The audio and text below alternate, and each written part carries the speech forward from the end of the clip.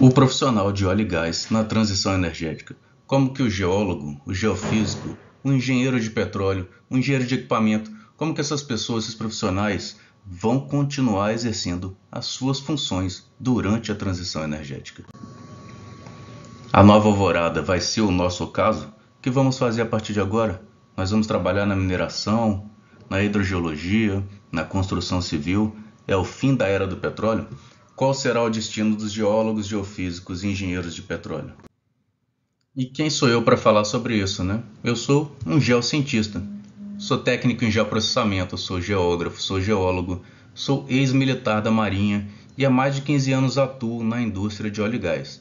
Então, se você quer discutir esse tema comigo, vem agora que nós vamos ver sobre transição energética e como que a gente vai trabalhar nesse cenário.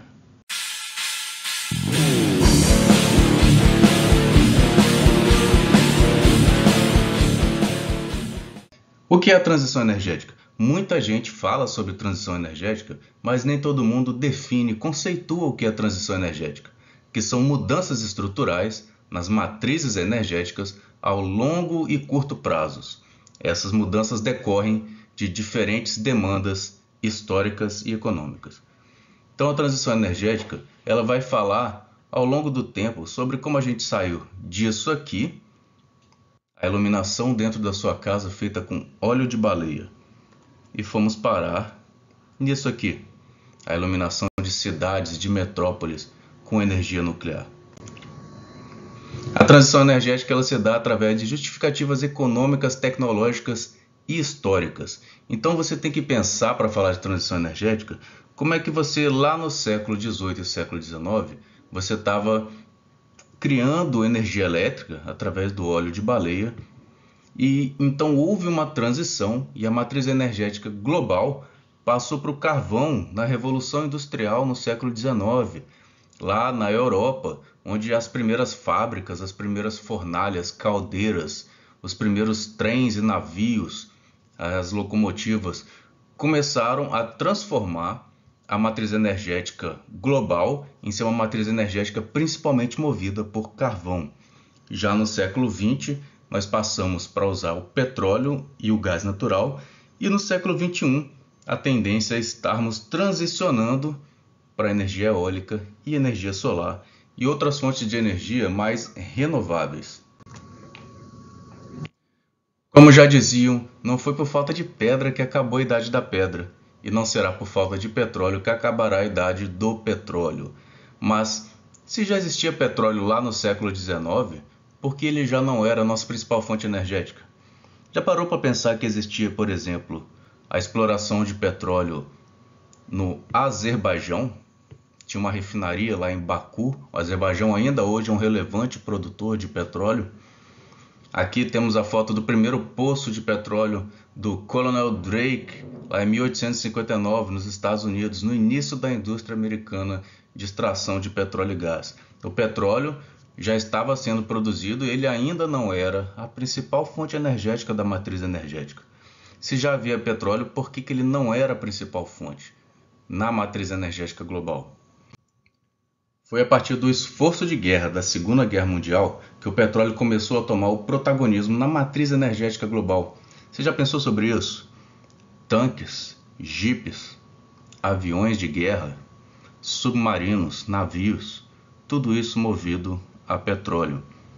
O petróleo ele foi decisivo durante e após a Segunda Guerra Mundial. Já no final da Segunda Guerra Mundial, e aqui nós vamos frisar sempre as justificativas econômicas, tecnológicas e históricas. No final da Segunda Guerra Mundial, com a guerra ainda rolando, Joseph Stalin, Franklin D. Roosevelt e Winston Churchill se reuniram lá em Yalta, na Crimeia, União Soviética, em fevereiro de 1945. Os três líderes das principais nações que estavam ganhando a guerra se reuniram para decidir os rumos do mundo após a guerra. E, obviamente, parte dessa decisão era como ficariam os campos de petróleo, o controle dos campos de petróleo. O presidente dos Estados Unidos, o Roosevelt, não era bobo nem nada, saindo dessa reunião, a bordo do USS Quincy, um navio da Marinha Americana, passou lá em Suez, no Egito, e se encontrou com o rei da Arábia Saudita, o rei Bin Saud. E ele fez um acordo com o rei árabe, que em troca de proteção militar, de dinheiro, né? Ofereceu dinheiro, ofereceu armamento, né? Enxerguem isso como vocês quiserem, que tipo de acordo é esse. O rei garantiria que as companhias americanas iriam explorar o petróleo da Arábia Saudita, que estava começando a ser explorado, começando a ser descoberto, e que todo o petróleo da Arábia Saudita seria comercializado em dólar.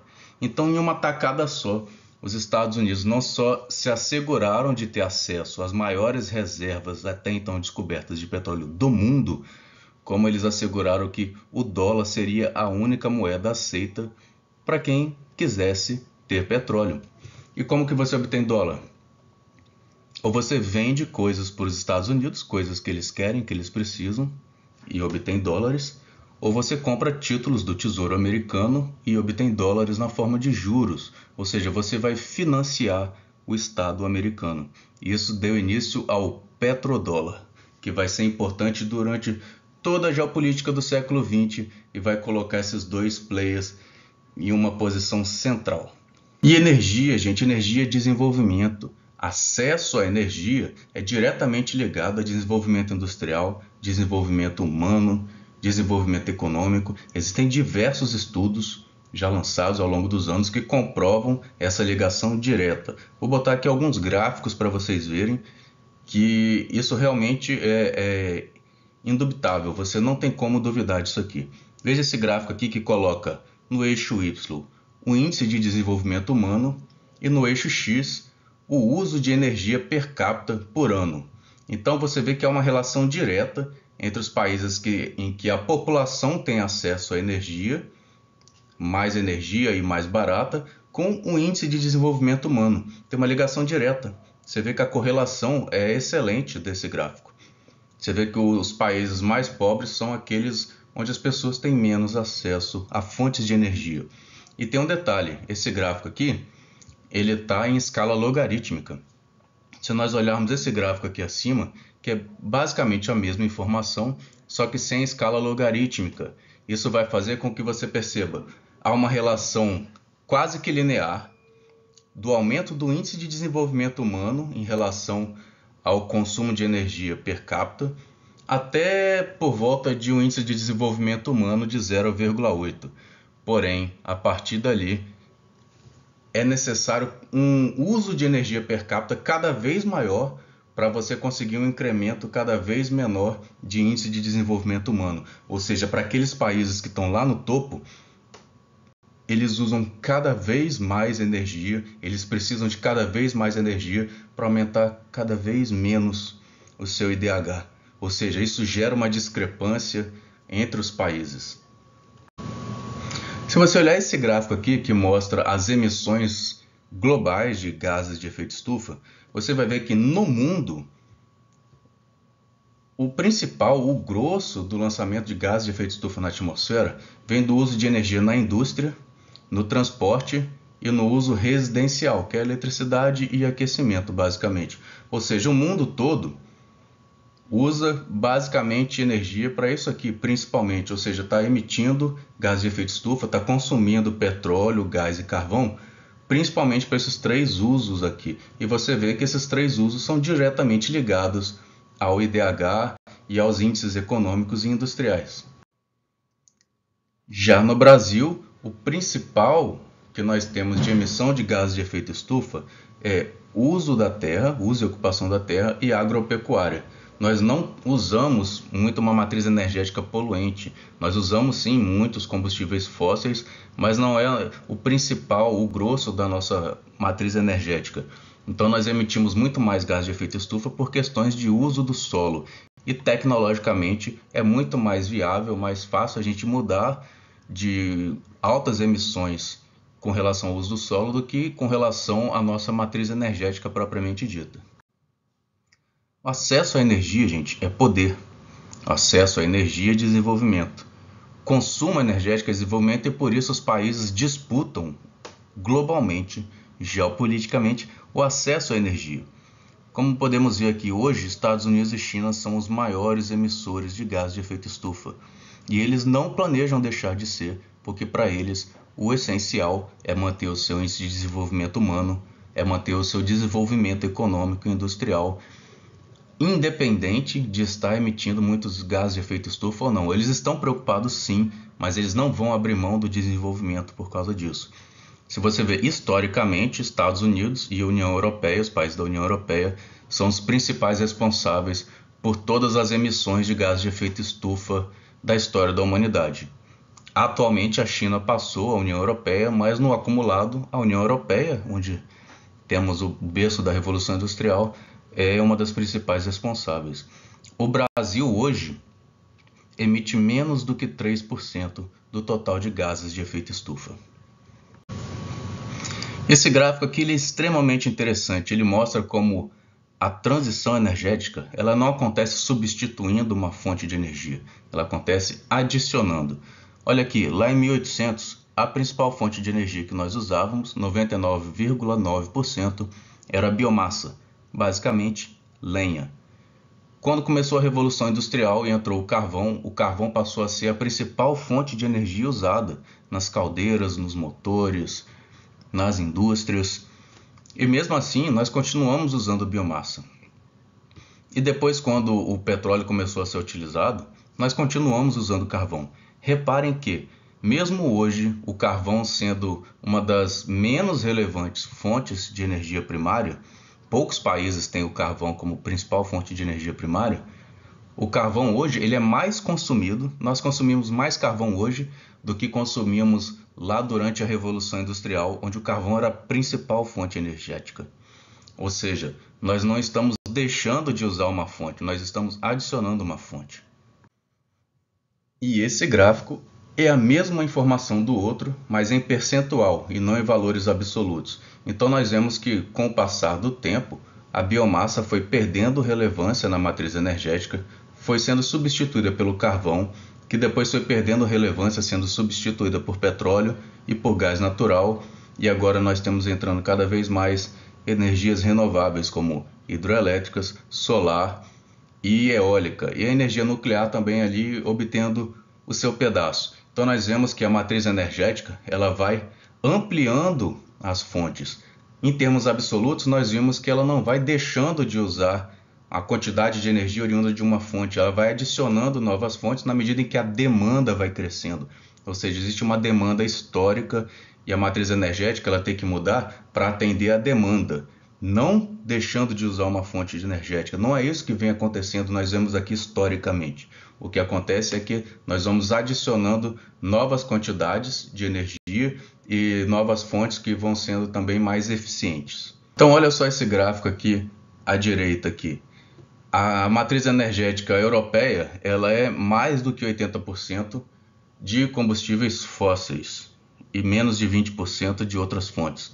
Já o Brasil, mais de 50% de combustíveis fósseis, porém com 46% de energias renováveis. O Brasil já tem hoje uma matriz energética diversificada e limpa, pelo menos comparado a todos os países europeus, muito mais limpa. Só para você ter uma ideia como funciona aqui o sistema energético brasileiro, aqui uma simplificação, né, para você ter exemplificado. Você tem energia hidrelétrica, que é uma base nossa, e a energia hidrelétrica ela é sazonal ao longo do ano, né? Então tem períodos de seca, períodos de cheio, então você tem a disponibilidade dos reservatórios para botar energia no sistema. Então durante o dia, quando você tem ao longo do dia o pico da energia solar ou o pico da energia eólica, e eles não são casados, em termos meteorológicos você tem uma defasagem entre um e outro. Então quando você lança no sistema muita energia solar e muita energia eólica, você pode diminuir a carga lá da hidroelétrica ou da termoelétrica, que são as bases aí do sistema. Porém, por exemplo, quando fica à noite ou quando fica frio e você não tem a energia solar, então o sistema ele tem que botar energia a partir de outra fonte. E por isso a energia que é estocável, ela vai ser sempre a base do sistema. No caso, nós temos estoques das hidrelétricas, que você armazena água, né? E nós temos estoques das termoelétricas, que é carvão, petróleo e gás. E nós temos também a energia nuclear, que ela também pode ser modulada ao longo do dia e ao longo dos meses.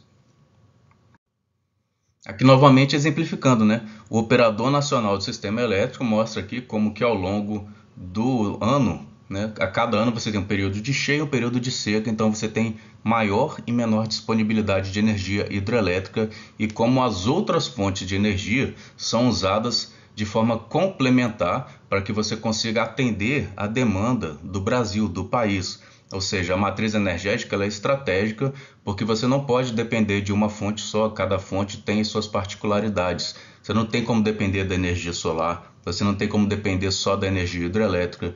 Então, uma matriz energética mais complexa e mais completa, como a brasileira, além de poder ser mais limpa, ela também é mais robusta. Então, nesse conceito, nessa tendência da mudança da matriz energética para o mundo inteiro, porque existe essa pressão por causa das mudanças climáticas, existem várias linhas de pesquisa, tanto acadêmicas quanto das próprias empresas que estão preocupadas com isso. Então está todo mundo olhando isso, gente. Está todo mundo fazendo suas previsões, seus prospectos. E existem alguns cenários aqui que o pessoal coloca um cenário super otimista, que é o mundo parando de usar o petróleo e transformando completamente a matriz energética. Existem cenários intermediários, que é um mundo indo aos poucos deixando de usar o petróleo e outras fontes de combustíveis fósseis, e os cenários mais pessimistas, né, onde o mundo não vai mudar grande coisa da sua matriz energética. Então, essas projeções, por exemplo, aqui, feitas pela Agência de Energia Internacional, pela British Petroleum, pela Shell, pela OPEC, esses cenários eles apontam para cenários em 2030, aproximadamente para ser o peak oil, ou seja, a demanda por petróleo ela ainda vai crescer no mínimo até 2030. Eles estimam, a maioria das pesquisas, tanto acadêmicas ou das empresas ou dos governos, estimam que só lá para 2030 o mundo vai começar a reduzir a demanda por petróleo, que é quando outras fontes vão poder percentualmente substituir o petróleo na matriz energética. Ou seja, atualmente nós sequer temos condições de parar de usar o petróleo sem causar um colapso econômico. E a tendência é de que em 2050 os cenários mais otimistas preveriam a retirada total dos combustíveis fósseis da matriz energética global, enquanto os cenários mais realistas ou pessimistas apontam que o petróleo ele vai perder, o petróleo, o gás, o carvão, né, os combustíveis fósseis, vai perder uma relevância razoável ou até pouca, segundo os modelos mais pessimistas. Então, entendido, gente, o que é transição energética, que tal você já deixar aqui o seu like, aperta aqui no gostei do vídeo, fortalece aqui o canal, compartilha o vídeo com quem você acha que gosta desse assunto aqui, já manda aí para os seus colegas de faculdade, seus colegas de trabalho, para aquele seu tio. Se inscreve aqui no canal para você receber mais material. Então, conceituado o que é transição energética, o que é que as empresas de óleo e gás vão fazer a partir daqui. Como que vai ser isso? Elas vão seguir, gente, principalmente essa linha aqui. Desinvestir, que é quem vai vender o negócio, vai dizer, olha, isso aqui não é mais o meu negócio, isso aqui não vai dar mais as margens de lucro que eu espero, vou redirecionar meu negócio, vou vender esses campos de petróleo e vou investir em outras frentes. Tem aquelas que vão diversificar, aquelas que não vão parar de produzir petróleo, mas elas podem diminuir o percentual do seu negócio no petróleo e começar a entrar em outras frentes, como por exemplo a energia eólica. E tem aqueles que vão descarbonizar, que vão continuar produzindo petróleo, mas com uma série de metodologias, de tecnologias, uma série de coisas ali que elas vão usar para neutralizar as emissões dos seus produtos, dos seus serviços. Se você estiver descarbonizando e realmente parando de produzir petróleo, você vai precisar de abandonar os poços de petróleo. Digamos que de hoje para amanhã paremos de usar petróleo. Não é só abandonar, largar os poços lá, você tem um processo para abandonar todos os poços de petróleo. Você tem que fazer isso de uma forma responsável, com segurança, ambientalmente responsável. Você não pode permitir com que haja acidentes com esses poços. E é nesse contexto que a Agência Nacional de Petróleo e Gás Natural do Brasil, ela criou aqui a sua resolução número 46, que trata justamente do sistema de gerenciamento de integridade de poços. Aqui, a ANP ela estabelece qual o arcabouço de regras para que qualquer uma empresa que produza petróleo e gás natural no Brasil possa abandonar um poço. Esse regramento aqui ele serve desde antes do poço ser perfurado, então tudo isso tem que ser previsto, projetado e aprovado pela agência. Você pode ver que o SGIP ele deve ser aplicado durante todo o ciclo de vida dos poços de petróleo e gás. Então, mesmo que nós fôssemos abandonar o petróleo, os engenheiros de petróleo, geólogos e geofísicos ainda teriam aí pela frente uma ampla frente de trabalho para abandonar os poços de petróleo. Muita gente já trabalha com isso hoje em dia e muita gente vai continuar trabalhando com isso depois que o petróleo for saindo da matriz energética. Então, tem décadas ainda desse trabalho aqui, que consiste em quê? Para você abandonar um poço, você tem que estabelecer um conjunto solidário de barreiras. Basicamente você tem que comprovar para a agência que você restabeleceu a capacidade de selo que aquela formação rochosa tinha. Você perfurou um poço, você rompeu aquela rocha. Ou seja, aquilo não é um selo mais. Você está colocando em conexão uma rocha mais profunda, que tem um fluido diferente das rochas acima dela, em uma pressão diferente das rochas acima dela. Se você não cuidar disso, os fluidos podem entrar em comunicação de um com o outro. Pode vazar fluido para dentro do poço e chegar no fundo do mar. Pode entrar fluido de uma formação rochosa para outra formação rochosa, e aí você pode sobrepressurizar uma formação, você pode fraturar ela, você pode fazer com que essa pressão faça um fluxo de óleo ou de gás para dentro do poço e eventualmente isso venha para a superfície, tanto por fraturamento das formações com a sobrepressão ou por dentro do próprio poço. Então você tem que estabelecer ali um conjunto de barreiras que são barreiras mecânicas ali, que são compostas por revestimento, por cimentação e por algumas outras coisas que a empresa possa fazer para restabelecer o selo. Ou seja, ele vai pegar aquelas rochas que eram selantes e vai fazer com que o poço conecte todo esse selo e você comprove de que aquilo ali voltou a ser um selo. Essas rochas não estão mais em comunicação uma com a outra, pelo menos não em um período de tempo muito longo, então você garante que não vai ter vazamento. Então, engenheiros de petróleo e geólogos vão continuar trabalhando com isso aqui por muitos anos. Ainda descarbonizando o seu negócio, as empresas podem passar a atuar com a captura ou armazenamento de gás carbônico. O CO2 é um dos principais gases de efeito estufa, ele é um problema para a nossa sociedade moderna e a gente tem que fazer alguma coisa com ele. Então algumas empresas estão desenvolvendo formas de armazenar o gás CO2 nas formações rochosas, da mesma forma que o petróleo e o gás natural está armazenado hoje em dia. Então isso vem sendo viabilizado tecnicamente e isso tem feito com que essas empresas que produzem coisas que emitem gás carbônico possam descontar emissões de gás carbônico ou até zerar emissões de gás carbônico ou até vender para outras empresas que não têm como fazer isso, esse serviço, de forma a neutralizar emissões de gases.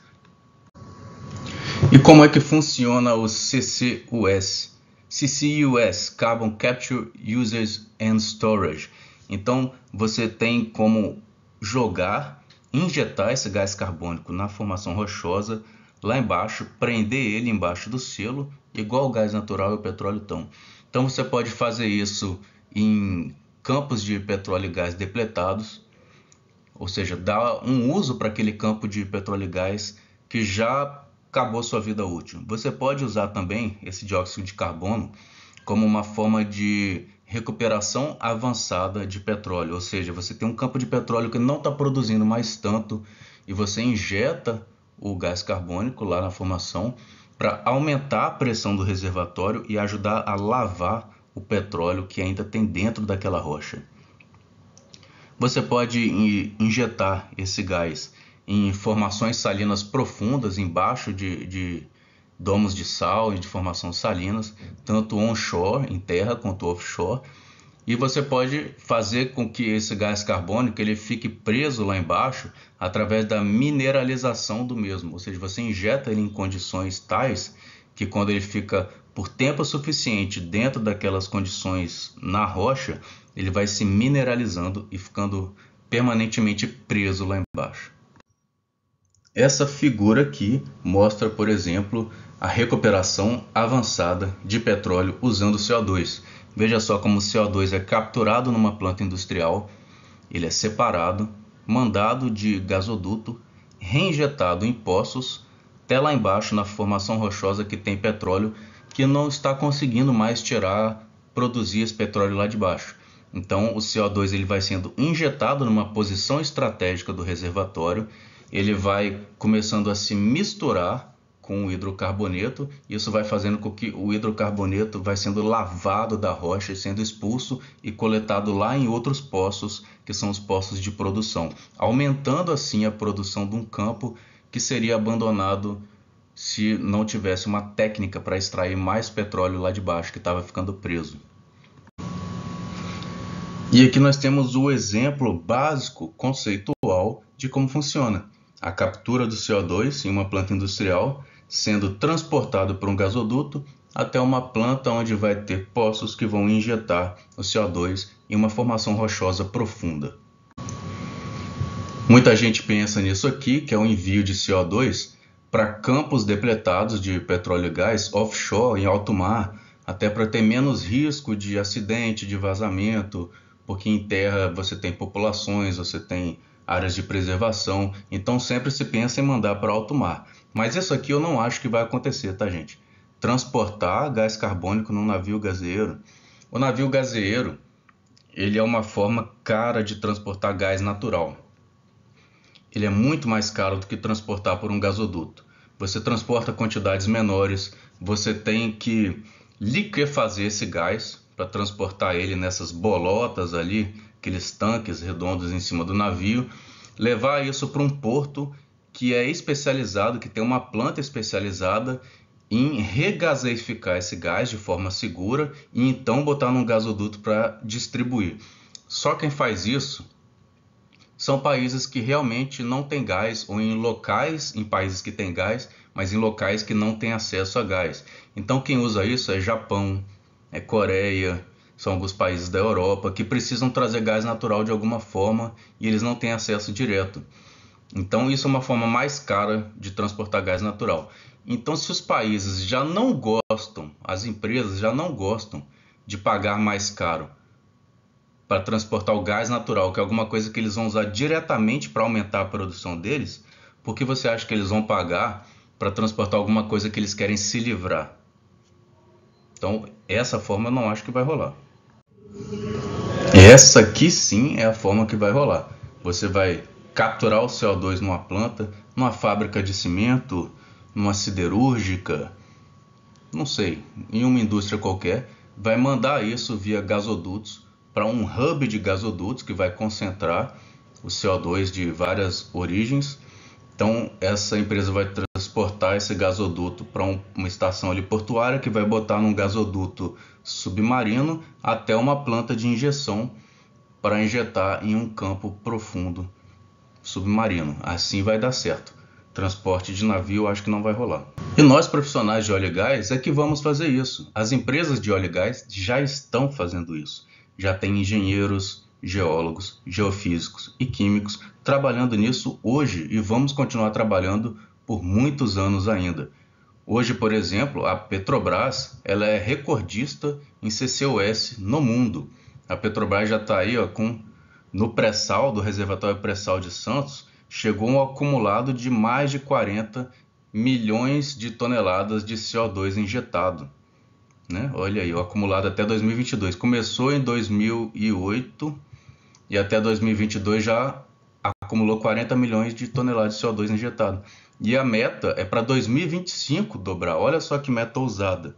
Então a Petrobras ela aqui é líder mundial nessa técnica aqui e descarbonizando a sua produção através dessa técnica do CCUS. Outra coisa que a gente vai continuar trabalhando é com geologia, geofísica e engenharia submarina. Tanto na parte de desinvestimento, na parte de descarbonização, em todas as frentes de trabalho abertas aqui, vai ter geologia, geofísica e engenharia submarina. Tudo que se coloca lá no fundo é feito com essas técnicas, essas tecnologias. Um duto, um cabo submarino, um cabo de fibra ótica, um manifold, uma cabeça de poço, uma jaqueta de plataforma, tudo é feito com isso aqui. Imagina que uma empresa aí de petróleo está substituindo o seu negócio, saindo do petróleo e está investindo nisso aqui, ó, energia eólica offshore. Você acha que instalar essas imensas turbinas geradoras lá em alto mar é uma coisa simples, trivial? Quem é capaz de montar um parque offshore eólico, se não o pessoal que já trabalha aqui com geologia, geofísica e engenharia submarina? Tudo que é feito sobre o assoalho oceânico é feito levando em consideração geohazards, que são perigos, riscos ligados à geologia, à geomorfologia, à geotecnia. Então existe uma série de métodos, de técnicas, de profissionais trabalhando com isso para que os equipamentos sejam instalados com precisão e com segurança. O pessoal da geologia, por exemplo, vai continuar aqui, ó, fazendo o estudo do sedimento marinho, do solo marinho, para fazer estudos de geotecnia. Qual é a compactação desse sedimento? É argiloso? É arenoso? Eu posso instalar seguramente um equipamento aqui? Posso botar uma instalação industrial em alto mar aqui? Tem algum risco? Então vai ter aqui, ó, as amostragens, por exemplo, com piston core, que você vai lá com o navio e retira um trecho ali de sedimento para os geólogos analisarem. Vai continuar necessitando de levantamentos batimétricos, side-scan sonar, com sonar multifeixe, usando aqui AUVs, usando ROVs, usando navios, processamento de sísmica de alta frequência aqui, sísmica rasa, batimetria. Então tudo isso aqui são estudos que vão continuar sendo feitos. Ainda vai precisar de geólogos e geofísicos trabalhando com isso aqui por muitos anos para fazer qualquer empreendimento em alto mar. Precisa disso aqui. E mesmo que uma empresa esteja diversificando o seu negócio, pegando outros negócios além do petróleo e gás, ou se ela esteja desinvestindo do petróleo e gás e indo para uma outra área, isso aqui é uma área que eu acho que vai ser ótima, que muita gente vai trabalhar com isso aqui e que é inevitável a partir de agora, que é o Deep Sea Mining, ou seja, a mineração em águas profundas. E vai ser mineração de quê? Então, os cientistas estudiosos já conhecem há bastante tempo os nódulos polimetálicos, que são basicamente de ferro e manganês, mas que também tem diversos outros metais constituindo eles. Então você tem crostas polimetálicas e nódulos polimetálicos. Então você tem ali um núcleozinho de algum material, de alguma rocha, de alguma carapaça, alguma coisa, e em volta dele vão crescendo anéis de precipitados metálicos, ou seja, é um nódulozinho, uma bolota de metais concentrados. Como é que eles se formam? Eles se formam os nódulos hidrogeneticamente, ou seja, ainda ali no contato da água com o sedimento, esses nódulos vão crescendo diversos anéis concêntricos, vai tendo a precipitação química desses metais ali e vão crescendo, e também diageneticamente, ou seja, depois que o sedimento já foi soterrado por mais e mais sedimento, os nódulos continuam ali dentro do sedimento enquanto ele se transforma em rocha, vão continuando crescendo, vai continuando precipitando quimicamente, crescendo ali os nódulos em uma concentração de metais diversos. Então nós vamos ter aí times de geólogos e geofísicos que vão estudar e mapear o fundo marinho e descobrir as grandes reservas de crostas cobaltíferas e de ferro-manganês e dos nódulos polimetálicos. Então nós vamos desenvolver toda uma indústria para ir lá e explorar isso, produzir esses metais. E alguns já dizem que nós temos mais metais nos fundos oceânicos do que nós tínhamos em terra que já exploramos. Esses nódulos polimetálicos, eles são basicamente isso aqui, ó, um núcleozinho, e ao longo de, não sei, centenas, milhares de anos, vão crescendo esses anéis concêntricos aqui com diversas substâncias, diversos metais, como níquel, cobalto, cobre e manganês. Nesse caso aqui da foto, ó, um núcleo de fluorapatita que depois foi tendo um preenchimento e tendo camadas concêntricas de óxidos e hidróxidos de ferro e manganês. Então isso aqui, ó, já pega direto para a indústria siderúrgica. Isso aqui é de extremo valor. E quem é que vai fazer isso aqui? Senão os profissionais que já fazem com petróleo. Ou seja, você vai ter que colocar lá no meio do oceano uma plataforma ou um navio com uma série de tubulações ligadas ao assoalho marinho em águas ultra profundas. E lá embaixo você vai ter diversos robôs, porque ali o ser humano não trabalha. Então vai ter diversos robôs operando lá embaixo, que vão estar sendo operados aqui em superfície por profissionais. Então esses robôs eles vão extrair as crostas cobaltíferas, os nódulos polimetálicos, todo esse minério de ferro, manganês, níquel, vai trazer isso. Então vai ter uma separação desse material lá embaixo, algum tipo de peneiramento, de separação desse material. Vai ser trazido por dutos até a planta de processamento primária, aqui em superfície. Vai ter um rejeito, ou seja, material que não é de interesse, que vai ser levado de volta lá para baixo e descartado de alguma forma segura lá embaixo. E aqui em cima vai vir depois um outro navio que vai retirar esse material e vai levar para a terra. Quem é que vai fazer isso, senão os engenheiros de petróleo e os engenheiros de equipamento que já trabalham com isso hoje? Quem é que vai fazer isso, senão os geólogos de petróleo que já trabalham hoje embarcados, fazendo ali o acompanhamento da perfuração de poços? São esses profissionais que vão continuar trabalhando nesse ambiente inóspito que é o alto mar. E que empresas que vão fazer isso, gente? Quem você pensa que vai fazer isso? Quem você pensa que vai colocar navios e dutos e robôs em alto mar para extrair isso, senão as empresas que já fazem isso com petróleo? A Petrobras, a Exxon, a Shell, a Total, a Equinor, são essas empresas que já detêm a tecnologia mais próxima do que vai ser esse futuro aqui da mineração submarina. Porém, elas não são mineradoras. E é aí que eu acho que vão entrar joint ventures. Vão entrar joint ventures, por exemplo, de uma Petrobras com uma Vale. Imagina, a Petrobras com a tecnologia de exploração de recursos em águas ultra profundas, a Petrobras com a mão de obra, o pessoal já altamente especializado e capacitado para trabalhar com esse tipo de tecnologia, nesse tipo de ambiente, e a Vale que tem ali todo o domínio e o conhecimento da cadeia logística de minérios, tem ali a questão dos clientes para vender esse minério, então eles têm todo o conhecimento do mercado de minérios, o processamento de minérios, o beneficiamento de minérios, a logística para os minérios. Então acredito que vão surgir joint ventures entre essas empresas e vão realmente dar início à mineração em águas profundas. E não tem como não falar, gente, do hidrogênio geológico. O hidrogênio branco, dourado. O hidrogênio geológico é o que vai ser fonte de trabalho, de renda, de emprego para muitos profissionais que trabalham hoje no petróleo e para aqueles que ainda estão se formando e vão entrar no mercado de trabalho. Então hoje tem muito papo sobre hidrogênio. Hidrogênio verde, hidrogênio cinza, hidrogênio azul. A gente nem sabe direito, né? Que é cada. Não é tudo hidrogênio, não é tudo H2, a molécula, mas isso aí é diferenciado pela forma como esse hidrogênio é produzido.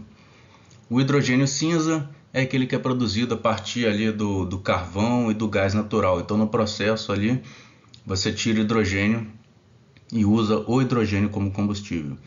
Tem o hidrogênio azul, que é no processo de produzir o hidrogênio do gás natural e do carvão, que é um processo que emite CO2, ou seja, ele não é limpo.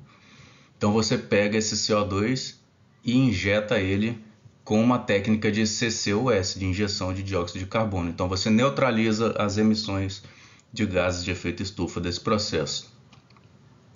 Tem o hidrogênio verde, que é aquele que vai ser produzido a partir das fontes renováveis. Isso aí tem uma grande discussão. Eu sempre digo o seguinte: para você pega as leis da termodinâmica, tá, gente? Então, se você vai gastar uma quantidade de energia, né, você tem que separar a molécula de oxigênio das moléculas ali de hidrogênio da molécula de água. Então, para você quebrar essa molécula e separar o oxigênio do hidrogênio, você precisa de um certo consumo de energia. Você vai gastar energia para isso. E aí você vai gerar hidrogênio e você vai usar esse hidrogênio na combustão do hidrogênio para gerar mais energia. A menos que você tenha um processo perfeito, com máquinas perfeitas, que não desperdice nada de energia, você no máximo vai conseguir fazer o quê? Ter a mesma quantidade de energia no final do processo que a quantidade de energia que você usou lá no começo do processo para gerar hidrogênio. Como isso não existe, ou seja, na realidade nós vamos ter sempre um déficit. Vamos ter menos energia no final do processo do que a energia que nós usamos no começo do processo. Entende isso? Ou seja, o net pay, o total de energia no final vai ser menor. Nós estamos tendo menos energia. Então, o que é verde aqui é usar energia de eletricidade a partir de fontes renováveis, como a eólica e a solar, para gerar hidrogênio. Então, mesmo tendo uma perda de energia total, ou seja, nós estamos gastando mais energia do que nós vamos usar, um déficit, nós vamos ter aí a grande vantagem de que, como já discutimos, energia eólica e energia solar não são estocáveis. Você não tem como guardar essa energia. Você gerou ela agora, você tem que usar ela agora. E nem sempre o momento que você pode gerar mais energia solar e eólica são os momentos que você precisa mais delas. E por isso os combustíveis fósseis sempre foram aí as principais fontes, porque eles são estocáveis. Você guarda onde quer, você leva para onde quer, você vende quando quer, para quem quer. Entendeu? Então o hidrogênio, embora seja muito mais complicado armazenar hidrogênio do que gás natural, o hidrogênio tem essa vantagem. Então aqui o hidrogênio verde, você está trocando quantidade de energia pela flexibilidade da estocabilidade do hidrogênio, que você guarda e usa quando quiser e aonde quiser. Mas, na minha opinião, embora muitos tenham se falado aí do hidrogênio verde, eu não acho que vai ser a principal fonte de hidrogênio. Eu pessoalmente estou apostando muito aqui no hidrogênio geológico. Então isso aqui é uma coisa ainda nova, ainda tem muita pesquisa começando sobre isso. Não se sabe exatamente qual é a origem do hidrogênio de fonte geológica. Não se sabe se nós já passamos por muitos bolsões de hidrogênio, se tem vários poços perfurados para petróleo que nós passamos por bolsões de hidrogênio e não detectamos, porque nossos equipamentos não estavam ali configurados para detectar hidrogênio. Então está tendo uma grande frente de trabalho aí de geólogos e engenheiros para rever os dados de poços de petróleo e gás, para ver se nós deixamos fontes de hidrogênio, bolsões de hidrogênio para trás, não mapeados, e também planejamento de novos poços para procurar por esses bolsões de hidrogênio. Nós ainda temos que confirmar se existem sim grandes reservas de hidrogênio, que vai tornar aí o hidrogênio viável comercialmente. Porque hoje não adianta fazer carros a hidrogênio, diversas plantas industriais a hidrogênio, porque a gente ainda não tem certeza de quanto hidrogênio a gente vai conseguir tirar. E quão econômico isso vai ser. Mas aqui as pesquisas indicam que a geração de hidrogênio geológico ela tem principalmente a ver com a serpentinização, ou seja, a geração ali de certos minerais no ambiente ali das rochas ultraprofundas, no ambiente ali do contato da crosta oceânica com a crosta continental. Então você tem também as alterações hidrotermais, vulcanismo, a energia radioativa natural. Então tem diversos estudos aí. Acredita-se que a serpentinização de minerais do manto tem mais a ver com a geração de bolsões significativos de hidrogênio. Então o pessoal ainda está estudando isso e vão descobrir, e quando descobrirem exatamente os mecanismos que estão gerando os bolsões de hidrogênio, aí então os geólogos e geofísicos vão começar a mapear realmente essas fontes de hidrogênio geológico. Então aqui só trazendo um pouquinho mais de contexto, né? um exemplo aqui lá na África, onde o pessoal tem encontrado. Então eles identificam em superfície, ou seja, nas imagens de satélite, no solo, no terreno, diversas feições que são círculos, que eles têm chamado de círculos de fada, né? E esses círculos mostram aonde o hidrogênio está saindo, igual os poços de piche que o petróleo exudava, né? Porque o hidrogênio, ele é um gás, ele é um fluido que ele vem percolando pela rocha, igual o hidrogênio, o gás natural, e se nenhuma rocha selar ele e prender ele, ele vai sair aqui na superfície. Então nós temos aqui a entrada de água meteórica, água da chuva, que percola pelo solo e pelas rochas, e também aqui por falhas, né? E então existe aqui um processo ou hidrotermal, ou de serpentinização, ou radiogênico, e você vai gerando rochas que são ricas em ferro, e o subproduto dessa mudança mineralógica é a liberação aqui de hidrogênio. E ele vai subindo aqui pela rocha, porque ele é mais leve, e vai subindo por uma rocha porosa e vai eventualmente ser preso em uma rocha porosa embaixo de uma rocha selante, de uma rocha também ali que vai fazer um trapeamento. Aqui um exemplo de imagem aérea, né, mostrando em superfície uma região onde tem um desses anéis de fada. Você vê que aonde está tendo vazamento de hidrogênio, as plantas não conseguem se fixar ali. E tem também formação de água, né? Então eles estão usando isso aqui como uma forma de mapeamento exploratório dos possíveis locais onde tem os bolsões de hidrogênio. E os geólogos de petróleo vão continuar trabalhando nisso justamente porque é muito parecido com o sistema petrolífero. Ou seja, existe uma geração desse fluido, existe a expulsão desse fluido da onde ele foi gerado, então existe a migração desse fluido por rochas permeáveis enquanto ele vai subindo, vai existir então o armazenamento desse fluido em uma rocha reservatório, que vai estar capeada por uma rocha que está selando, e também vai haver ali a formação de uma estrutura de trapeamento, de armadilha, ou seja, é extremamente semelhante ao sistema petrolífero. Há algumas diferenças, né? A geração de hidrogênio ela é muito mais profunda e é uma geração em quantidades menores, mas provavelmente mais contínua ao longo do tempo. A migração é mais fácil porque a molécula de hidrogênio é muito menor e o reservatório ele é muito similar, só que o selo, justamente por a molécula ser menor, o selo tem que ser muito mais efetivo para prender o hidrogênio ali embaixo. E por fim, na medida que as empresas estiverem descarbonizando aí os seus negócios, que elas estiverem se desfazendo de negócios de petróleo para trocar por outros negócios, ou estiverem diversificando os seus negócios, nada mais óbvio também do que a energia geotérmica, porque furar poço é uma coisa que a gente sabe fazer. Ficar mapeando e modelando fluidos em rochas em alta profundidade é uma coisa que a gente sabe fazer. Então, como funciona a energia geotermal, gente? Em termos bem resumidos, na parte de superfície, ela é uma usina geradora. Então, o pessoal aí da parte de elétrica, de equipamentos, vai transicionar para isso aqui facilmente, né? O pessoal que trabalha numa termoelétrica, numa hidrelétrica, trabalha numa usina de geração elétrica geotermal. A parte aqui que o pessoal da engenharia de petróleo, da geofísica e da geologia vai trabalhar naturalmente é aqui a parte de você perfurar poços e de você monitorar um reservatório de fluido quente em rochas a altas profundidades. Então você tem a perfuração de um poço para você retirar esse fluido ultra quente, que no caso vai ser água. Ele vai passar pelo processo ali das turbinas e geradores, vai ser resfriado, essa água vai ser reinjetada por um outro poço, olha, poço de injeção, de volta lá naquele reservatório, fechando um ciclo, fechando aqui a geração da energia geotermal. Então, o conhecimento de geologia vai ser diretamente envolvido, conhecimento de perfuração e segurança e acompanhamento de poços. As tecnologias vão ser diretamente transportadas, facilmente transportadas, né?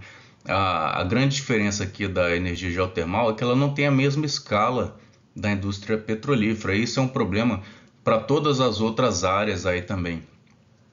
Nem todas as outras fontes aí, as eólicas onshore e offshore, a geotermal, essas fontes não necessariamente elas conseguem alcançar a mesma escala que o petróleo alcança, porque a indústria petrolífera ela consegue extrair quantidades tão absurdas do produto que ela está produzindo, então gera receitas e lucratividades tão absurdas, numa escala tão grande, que consegue mobilizar uma grande quantidade de equipamentos, de pessoas com bons salários, com muito desenvolvimento de pesquisas.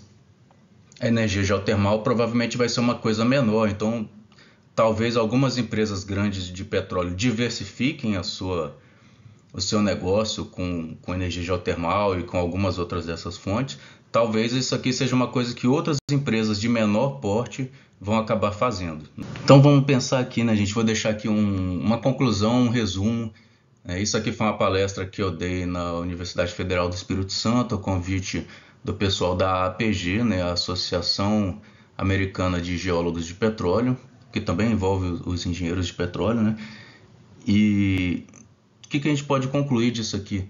O que a gente vê de frentes novas de trabalho para o pessoal do óleo e gás nesse futuro da transição energética? A gente consegue ver que tem muita frente de trabalho, tanto trabalhando com petróleo e gás, porque isso vai continuar existindo. Nós vimos aí na parte de transição energética que o petróleo e o gás não vão deixar de ser usados, vão continuar sendo utilizados por décadas ainda.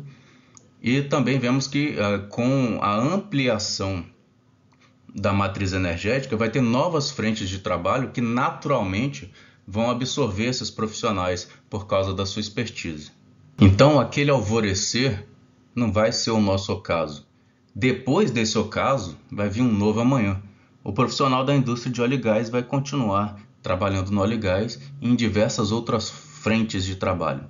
Então nós vamos também estar aí ligados na matriz energética expandida, menos poluente e mais diversa.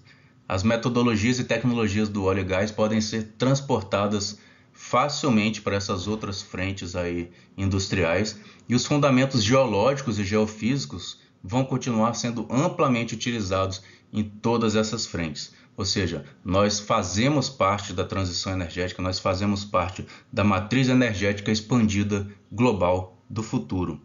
E o petróleo não vai acabar agora de uma hora para outra, e mais do que isso, nós vamos trabalhar em outras coisas além do petróleo. Então, se você gostou desse vídeo, mostra para alguém que você acha que vai gostar também desse tema, dá aqui o seu like no canal, compartilhe o vídeo, se inscreve aqui para você receber mais material e até a próxima. Pessoal, a partir de agora eu vou deixar aqui na descrição do vídeo os links para vocês adquirirem diversos livros sobre geopolítica, geologia, petróleo em geral, transição energética e história. Livros aí de geopolítica, transição energética, livros sobre o pré-sal, toda a série de livros do Daniel Yergin, como o petróleo, a busca e o novo mapa. Então vocês acessem aqui os links que eu vou deixar aqui na descrição, adquiram os livros da sua preferência e venham aí preparados para as próximas sessões de comentários para discutirmos nos próximos vídeos. E até a próxima.